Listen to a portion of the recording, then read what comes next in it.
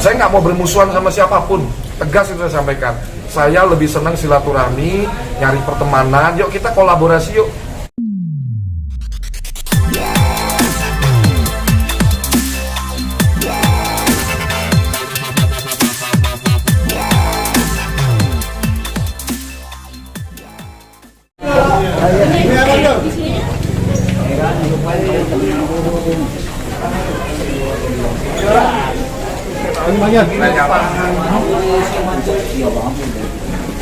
Di sana aja di bawah. Di sini aja. Ini mantap nih. Nah, Oke, Bang. Lihat kiri kanan lagi. Lu temennya Ci. Yuk ikut aja nggak apa-apa. Oh, Pio ikut. Siapa 3 orang? Oke. Berapa? Oke, Bang. Oke, Mbak Pio kan tengah-tengah deh. Oh, Mbak Pio tengah-tengah enggak? Abang tengah. Ya. Iya, tengah Bang. Bang Jon tengah, Bang Jon. nah tengah bagi. Oke. Yuk, lanjut. Oke, kiri kanan agenda hari ini datangi Polda Metro. Kemarin kan buat laporan. Iya.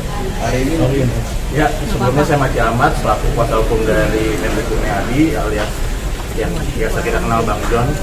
Hari ini agendanya adalah kita memenuhi panggilan klarifikasi yang diundang dari subjek terkait ya.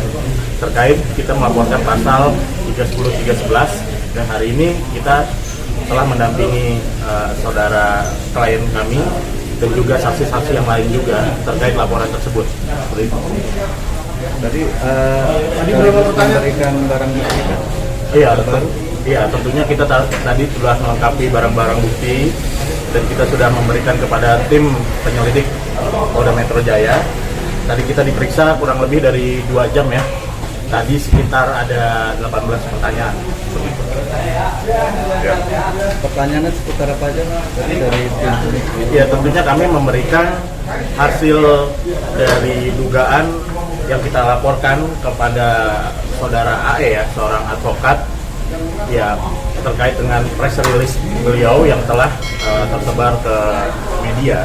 Tentunya kami juga tadi telah memberikan bukti-bukti screenshot, capturan dan juga dari sosial media yang terkait seperti itu. Pak Jon mungkin ada yang mau disampaikan Bang terkait AE. Ya, pastinya kan hari ini saya datang memenuhi panggilan untuk memberikan klarifikasi atas laporan yang saya buat beberapa waktu lalu di Polda Metro, ya kan. Laporannya sudah diterima dan hari ini saya diundang untuk klarifikasi. Seperti yang sering kali saya sampaikan, saya merasa sangat terluka dan dicederai dengan ramainya pemberitaan bahwa saya menipu perusahaan saya banyak kasus ya, sebagai masyarakat Indonesia yang taat dengan hukum dan punya hak hukum juga, kesetaraan juga. Saya melakukan langkah-langkah terukur ya untuk ada institusi yang berwenang untuk memutuskan siapa yang salah, siapa yang benar gitu. Karena dari press release yang disampaikan itu kan sama sekali tidak ada dasarnya, saya bilang gitu loh. Bahkan semua tidak ada kalimat diduga itu kan, belum ada gugatan, dia bilang sudah gugat. Ternyata kan kita tahu sendiri gugatannya baru tanggal 21 gitu loh. Tapi waktu dia press release dia bilang katanya sudah gugat. Ini kan masyarakat yang bisa menilai sendiri. Saya nggak mau keluar, saya nggak mau ini, tapi masyarakat bisa menilai sendiri tujuannya apa. Yang saya sangat fatal banget dan sangat melukai saya, keluarga saya, ya keluarga besar saya, semua merasa terhina, semua merasa terluka, karyawan saya semua.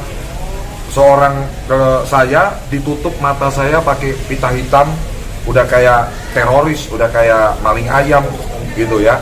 Terus ada tendensi yang diduga ingin arahnya ke mencemarkan nama baik perusahaan saya, boykot perusahaan saya.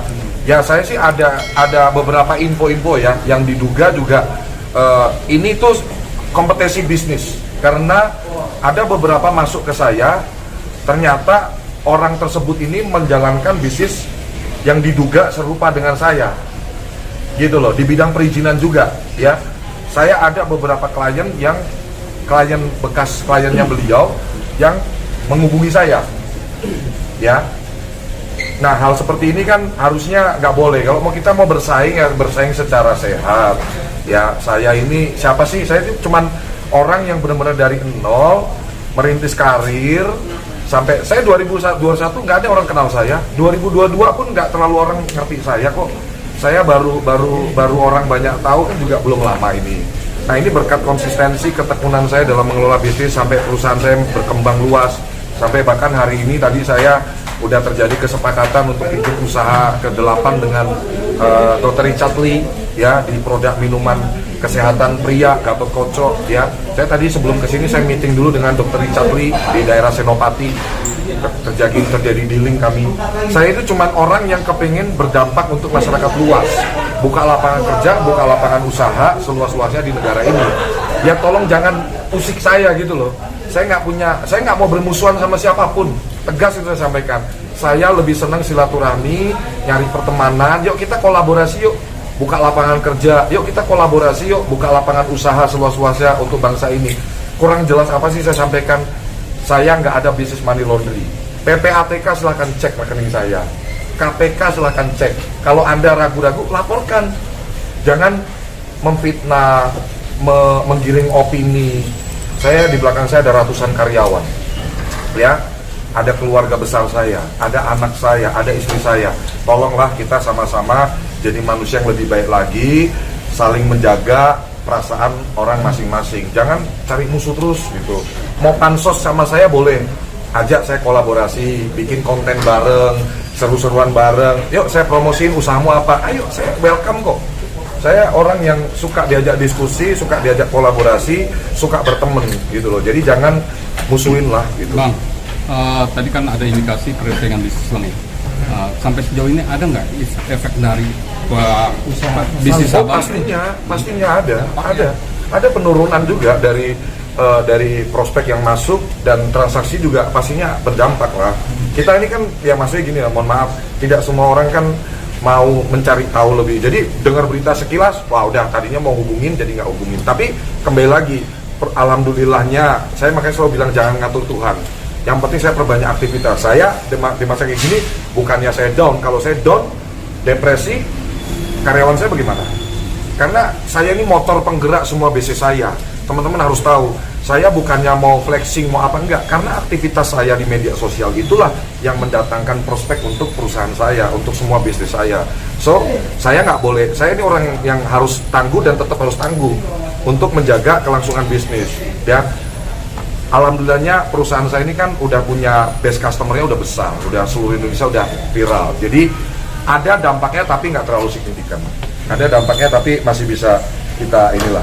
Cuman untuk lebih lanjutnya ya pasti langkah-langkah apa yang apakah nanti akan ajukan gugatan secara perdata atau apa ya, ini nanti urusannya ranahnya ke lawyer saya. Tapi artinya sejauh ini tutup ini bang, untuk perdamaian tutup bang. Saya udah bilang berkali-kali, demi Allah, demi Rasulullah tidak ada kata damai. Saya udah bilang berkali-kali, ya sampai tadi pun ditanya apa segala macam, saya tidak akan saya mau berdamai. Ini urusan harga diri. Nyawa saya pertaruhkan. Ini urusan harga diri bang. Saya nggak ada track record, keluarga saya nggak ada track record penipu. Saya pun tidak ada pernah satu pun kasus hukum. Laporan polisi ke saya nggak ada sama sekali. Kok saya dibilang banyak kasus? Ini tendensinya apa sih? Nggak ngerti saya. Tujuannya apa gitu? Dia seolah-olah pemutus, udah kayak hakim, udah kayak apa? Tidak ada putusan pengadilan. Dia berani menyampaikan, mengingat banyaknya masalah hukum yang menghinggapi high five dan pengurusnya. Ini hal yang konyol banget untuk dilakukan seorang advokat gitu loh. Ya, kalau dibilang, saya tahu dalam advokat ada namanya hak imunitas. Ketika saya bukan orang hukum, tapi saya suka belajar, saya suka tanya, ya. Ketika advokat itu membela kepentingan klien dengan menjaga itikat baik. Ini itikat baiknya mana? Main tuduh-tuduh orang, main hina-hina orang di media loh. Belum ada somasi dulu, belum ada surat klarifikasi dulu. Kita ada hak tanya, ada hak jawab juga. Ditanya dulu, datengin kantor saya, main press release. secara logika aja kan masyarakat Indonesia kan pinter-pinter bisa paham arahnya mau kemana ini orang. Tidak ada surat teguran, somasi, atau datang ke kantor kami, main press release. Dan di press release-nya berita bohong semua, bilang katanya sudah gugat, ya kan? Ternyata belum ada gugatan, baru gugat tanggal 21. Teman-teman kan bisa menilai sendiri tujuan, maksud dan tujuannya untuk kemana ini orang. Jadi kembali lagi, saya tidak suka dan tidak akan pernah mau nyari musuh. Tapi untuk kali ini saya jadikan ini pengecualian. Ya, saya jadikan seumur hidup saya nggak pernah mau bermusuhan sama siapapun. Tapi untuk khusus oknum AE ini, Anda saya jadikan pengecualian dalam hidup saya. Satu-satunya orang saya jadikan pengecualian. Karena nggak pernah ada orang berani tuduh saya, hina saya sebagai penipu. Saya bukan penipu. Perlu ditambahkan di sini juga, tadi saya sudah melampirkan putusan-putusan jurisprudensi hakim ya mengenai advokat yang diduga tidak beretikat baik seperti itu. Sudah ada putusan-putusannya bahwa advokat dalam menyampaikan pendapat juga membela klien juga harus beretikat baik. Sudah banyak kok advokat yang terkena juga dari kasus fitnah dan pencemaran nama baik seperti itu.